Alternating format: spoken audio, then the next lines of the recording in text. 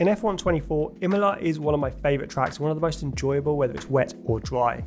When wet conditions do hit though, you need to soften things up a little bit, especially after the 1.6 update where you can't hit the curbs anywhere near as hard as you could before. Kicking this setup off with the aero, I've gone 39 and 25. This is an increase of a front wing of just 1 and 2 at the rear to help a little bit more with rear stability. For the transmission, I've lowered the on throttle right down from 60 to 30, I've set the off throttle to 40 and left the engine braking at 80. This is primarily aimed at helping with rear traction in the slipperier conditions. For the geometry, set your camber left like normal, set the front toe to 0 and I've set the rear toe to 0.15.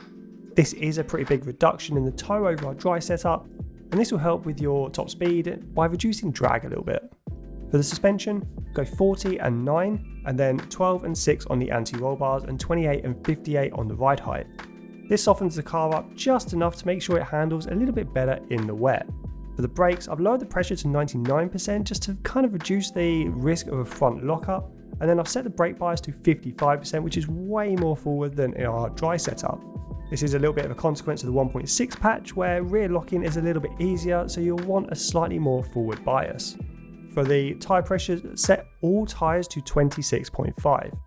This is higher than our dry setup and is designed just to kind of keep the tyres a little bit cooler as they can overheat quickly around this track, even in wet conditions. And that will round out our Imola car setup for the rain in F124. As always, if you enjoyed the video, hit that like button and consider subscribing to help us reach our goal of 100,000 subscribers. But for now guys, I will see you all on track.